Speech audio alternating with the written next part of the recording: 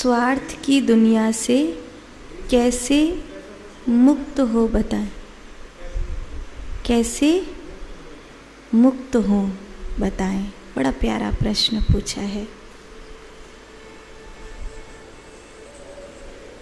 इस स्वार्थ की दुनिया से मुक्त होने के लिए मेरी बहना एक ही उपाय है, और वो है कि हम स्वयं स्वार्थी होना छोड़ दें। संसार प्रेम करता है या नहीं करता है ये महत्वपूर्ण नहीं है, हम प्रेम करते हैं ये महत्वपूर्ण है। संसार स्वार्थी है ये तो सत्य है, लेकिन हम तो कहीं स्वार्थी नहीं हैं, ये देखना बहुत ज़रूरी है। अगर हम स्वार्थी नहीं हैं तो संसार भले स्वार्थी हो, कोई फर्क नहीं पड़ता। हमें स्वयं स्वार्थी नहीं होना है।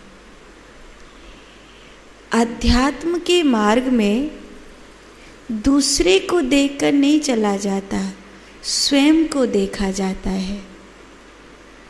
इस शरीर के 3 हिस्से हैं, शरीर, मन और आत्मा। शरीर को कुछ और चाहिए, मन को कुछ और चाहिए और आत्मा को कुछ और चाहिए। संसार हमें स्वार्थी दिखता है, स्वार्थी है भी, लेकिन किस परिप्रेक्ष्य में? शरीर के परिप्रेक्ष्य में, मन के परिप्रेक्ष्य में या आत्मा के परिप्रेक्ष्य में? अगर हम शरीर को आत्मा के परिप्रेक्ष्य में स्वार्थी देखते हैं तो अलग बात होगी, मन के परिप्रेक्ष्य में स्वार्थी देखते हैं तो अलग बात होगी, और शरीर के परिप्रेक्ष्य में स्वार्थी देखते हैं तो बिल्कुल अलग बात होगी। जैसे प्रेम का ऊर्ध्व रूप भक्ति है और प्रेम का निम्न रूप वासना है। प्रेम जब स्वयं से होता है तो मद बन जाता है। प्रेम जब वस्तु से होता है तो स्वार्थ बन जाता है। प्रेम जब व्यक्ति से होता है तो मोह बन जाता है। प्रेम जब अपनेपन से होता है तो ममता बन जाता है, और वही प्रेम जब किसी विकार से होता है तो ईर्ष्या बन जाता है, द्वेष बन जाता है। वही प्रेम है। प्रेम जब शरीर में उतरता है तो वासना बन जाता है। प्रेम जब मन में उतरता है तो भावनाएं बन जाती हैं, और प्रेम जब आत्मा में उतरता है तो भक्ति बन जाता है। जब प्रेम शरीर में उतरता है तो दूसरे शरीर को चाहता है, जिसे हम वासना कहते हैं।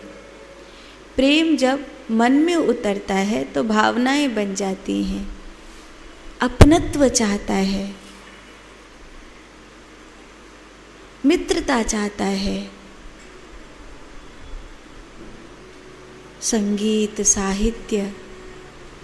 और वही प्रेम जब आत्मा में उतरता है तो भक्ति बन जाता है, परमात्मा को चाहता है, सौहार्द बन जाता है, खुशी बन जाता है, आनंद बन जाता है।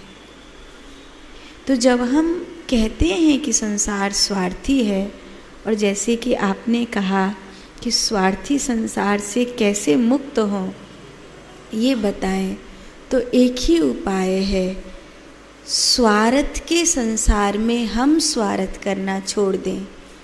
अगर स्वार्थ के संसार में हम स्वार्थ करना छोड़ देंगे तो सहज ही स्वार्थ के संसार से मुक्त हो जाएंगे।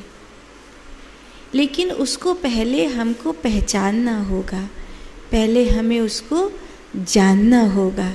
जैसे अंधे व्यक्ति को प्रकाश के विषय में बताना बहुत कठिन है, ना के बराबर संभव है। किसी बहरे व्यक्ति को संगीत के विषय में बताना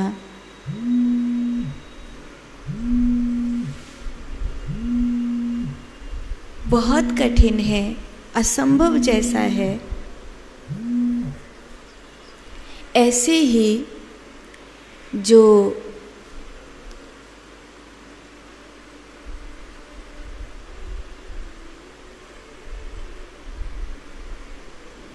आत्मा तक नहीं पहुँचे हैं, उन्हें निस्वार्थ होना बहुत बताना कठिन है।